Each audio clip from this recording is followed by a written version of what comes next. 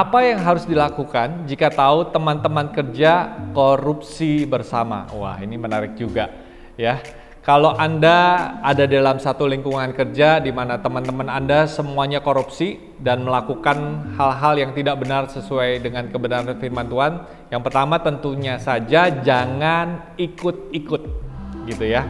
Dan untuk tidak ikut-ikut, Anda harus berani bayar harganya. Mungkin karena Anda harus dikucilkan, Anda disingkirkan ya, karena Anda tidak satu paham ya, tidak satu geng dengan mereka. Tapi saya percaya orang yang jujur, orang yang benar-benar melakukan kebenaran firman Tuhan, itu akan dibela Tuhan. Amin. Jadi kalau Anda ketemu dengan kelompok yang seperti demikian, yang pertama jangan ikut-ikut. Lalu yang kedua, Anda harus melakukan extra mile. Nah, extra mile-nya itu bagaimana?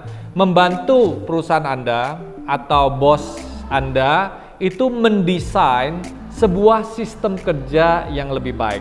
Korupsi itu ada bukan hanya karena kesempatannya ada, tapi karena sistem kerja yang kurang baik, sehingga tadi kesempatan itu terbentuk dan niatnya ada, sehingga akhirnya terjadilah korupsi bersama-sama.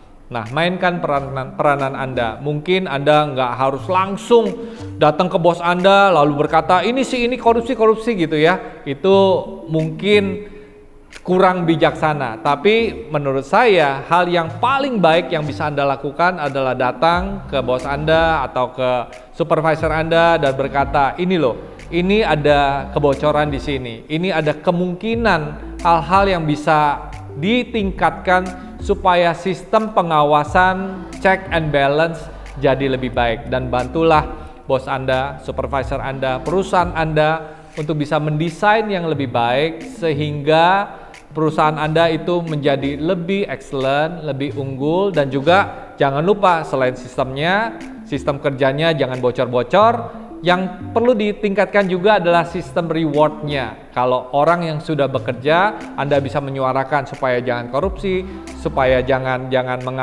mencuri gitu ya. Harus ada reward yang seimbang. Nah, sistem kerja, sistem reward yang sesuai Anda bisa usulkan kepada perusahaan Anda, sehingga Anda menjadi orang yang bisa dipercaya oleh atasan dan perusahaan Anda. Boleh nggak saya menerima komisi dari supplier perusahaan tempat saya bekerja? Nah, jawabannya yang pertama adalah apakah perusahaan Anda itu memberikan izin untuk Anda bisa menerima komisi. Jadi kalau sudah ada aturan yang jelas di dalam perusahaan bahwa tidak boleh menerima komisi dari supplier, ya sudah jelas Anda tidak boleh menerima komisi dari supplier.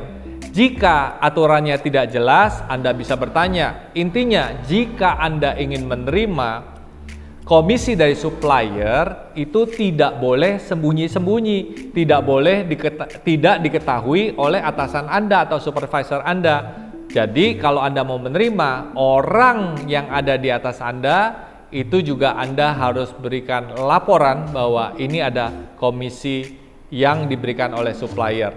Nanti bos Anda atau supervisor Anda bisa menentukan komisi ini dipakai untuk diskon dari produk yang dibeli mungkin, atau dipakai untuk benar-benar memberkati Anda. Biarkan keputusan itu ada bersama dengan perusahaan Anda, karena itu adalah hal yang paling penting dan saya rasa itu yang paling utama. Lalu yang kedua, faktor yang Anda harus pertimbangkan juga adalah ketika komisi diberikan kepada Anda harus tetap menjadi orang yang fair atau orang yang adil. Karena ketika banyak mungkin ya orang-orang PO yang masuk dan semua penawaran yang masuk dan komisi itu dari perusahaan-perusahaan yang berbeda, hati kita ini sulit untuk bisa memilah-milah, apalagi kalau ditambah komisi-komisi tadi gitu ya, membuat kita sulit bisa membuat keputusan. Kalau Anda